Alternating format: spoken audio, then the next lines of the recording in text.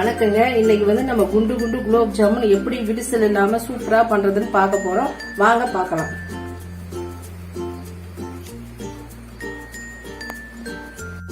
இது வந்து கடையில வாங்கின குலோப் ஜாமுன் மாவு தாங்க.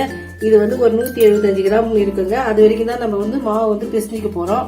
வாங்க பிசைக்கலாம். இப்போ வந்து இந்த மாவு நம்மளே ரெடி பண்ணணும்னா வந்து இதுல வந்து மைதா மாவும் கோவம் நம்ம போட்டு ரெடி பண்ணோம்னாக்கா இதே மாதிரி குலோப் ஜாமுன் மாவு கிடைக்குங்க. இப்போ நம்ம இதை பிசைஞ்சிக்கலாம். நான் வந்து இதுக்கு பால் தாங்க ஊத்தி பிசைய போறேன். இது வந்து நல்லா காசின பாலுங்க. காசி ஆற வச்சிருக்கிறேன். நான் அந்த பால் தான் ஊத்தி பிசைய போறேன். ஏன்னா வந்து பால் ஊத்தி பிசைஞ்சா நல்லா இருக்குங்க, சாப்பிடறதுக்கு டேஸ்டா இருக்கும். நல்லா வந்து அந்த குலோப் ஜாமுன் வந்து நல்லா ரேரா இருக்குங்க, நல்லா இருக்கும் உங்களுக்கு. அதனால பால் ஊத்தி பிசைஞ்சிக்கலாம். இப்ப இந்த மாவை வந்து நீங்க ரொம்ப அழுத்திலாம் பிசையாதீங்க, அப்படியே சாஃப்டா பிசையுங்க. அப்பதான் வந்து நல்லா வந்து சாஃப்டா இருக்கும். அந்த மாதிரி லேசா பிசையுங்க.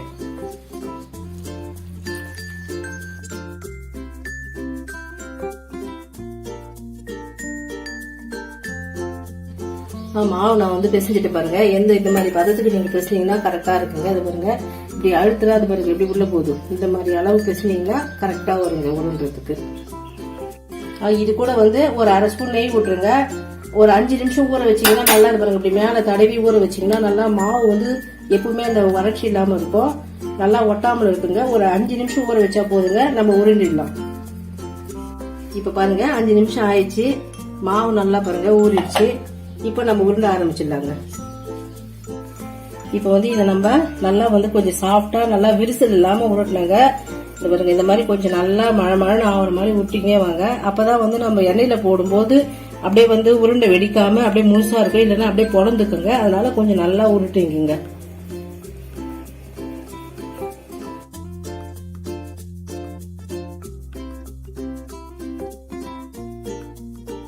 இப்ப பாருங்க எல்லாத்தையும் நான் நல்லா விரிசல் இல்லாம உருட்டி வச்சுட்டேங்க. இதை இந்த அளவுக்கு உருட்டிங்க. இப்ப நம்ம எண்ணெயில போட்டு பொரிச்சிக்கலாம். இப்போ வந்து எண்ணெய் காஞ்சிட்டு இருக்குங்க. எண்ணெய் ரொம்ப காயக்கூடாது, ஒரு மிதமான சூடு இருந்தா போதுங்க. அடுப்பு வந்து நீங்க வந்து ரொம்ப வந்து வேக வைக்காதீங்க, கொஞ்சம் சிம்மிலே வச்சுங்க. இப்ப நம்ம எண்ணெயில போடலாங்க. பாருங்க இந்த அளவு தாங்க இருக்கணும் சூடு. ஏன்னா ரொம்ப சூடு இருந்ததுன்னா அதிகமா வந்து கொச்சிதுனாக்கா அதுவும் ஆயிடுங்க, கருத்துடும் சீக்கிரம். உள்ள வந்து அப்புறம் மாவு வந்து வேகாம போயிடும். அதனால இந்த அளவுக்கு வச்சுக்கோங்க.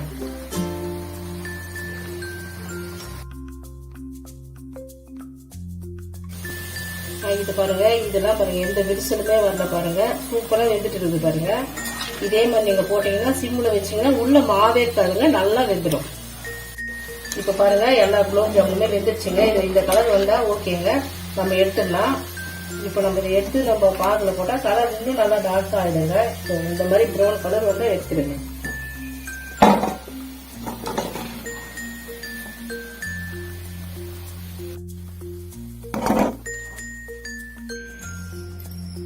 பாருங்க எல்லாத்தையுமே நான் எடுத்துட்டேன். எல்லாம் பாருங்க எவ்வளவு சூப்பரா நல்லா குண்டு குண்டா விரிசல் இல்லாம ஷைனிங்கா வந்துருக்கு பாருங்க. இப்ப இது ஓகேங்க. நம்ம போய் பாகு எடுத்து ஜீரா எடுத்துடலாங்க. இப்ப நான் பாத்தீங்கன்னா 170 கிராம் மாவுங்க. 175 கிராம் மாவுக்கு வந்து 400 கிராம் சர்க்கரை எடுத்துக்கிறேங்க. இது வந்து எங்களுக்கு போதுமானது. உங்களுக்கு இன்னும் இனிப்பு அதிகம் வேணும், ஜீரா அதிகம் வேணும்னா நீங்க 1/2 கிலோ சர்க்கரை போடலாங்க. அதுக்கு மேல தேவையில்லைங்க. இப்ப நம்ம தண்ணி ஊத்திக்கலாங்க. இப்ப வந்து நான் 400 கிராம் தண்ணி ஊத்துறேங்க. இப்ப 400 கிராம் சர்க்கரைக்கு 400 கிராம் ஊத்துறேன். நீங்க 1/2 கிலோ எடுத்தீங்கன்னாக்கா அதே மாதிரி நீங்களும் வந்து 500 கிராம் தண்ணி வந்து அந்த அளவுக்கு 1/2 கிலோ ஊத்துனுங்க. இப்ப பாருங்க நான் வந்து 400 கிராம் தண்ணி தாங்க அதை ஊத்திக்கிறேன். இப்ப இது வந்து இந்த சர்க்கரைக்கு இந்த தண்ணிக்கும் கரெக்டா வருங்க. இதுதான் அளவுங்க. இப்ப வந்து நல்லா சர்க்கரை இப்படி கரைஞ்சி வரட்டங்க. நம்ம ஜீரா பதம் வரும்போது பாக்கலாங்க.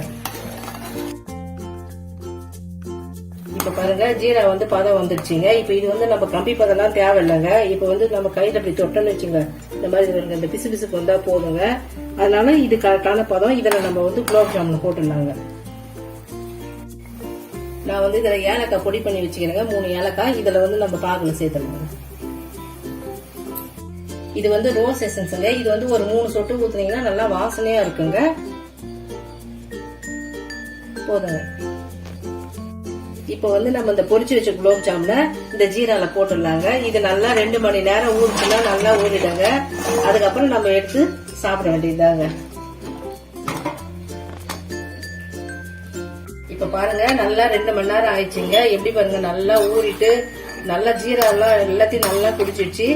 பாக்கிறதுக்கு பாருங்க எப்படி முழுசு முழுசா இருக்குது பாருங்க, எதுவுமே வந்து உடையில நல்லா வருது பாருங்க, நல்லா ஊறிடுச்சுங்க. இப்ப பாருங்க நான் எடுத்து வேற பாத்திரத்துல மாத்திட்டேங்க. இப்ப வந்து நம்ம துருவி வச்சுக்கிற முந்திரியும் பாதாமும் மேல தூவி விட்டா பாக்கிறதுக்கு நல்லா இருக்குங்க, சாப்பிடவும் நல்லா டேஸ்டா இருக்குங்க. இந்த மாதிரி தூவிக்குங்க. இப்ப இதே மாதிரி நீங்க பண்ணுங்க. இத மாதிரி பண்ணி நீங்களும் உங்க வீட்டுல செஞ்சு ட்ரை பண்ணி சாப்பிட்டு பாருங்க, சூப்பரா இருக்கும்.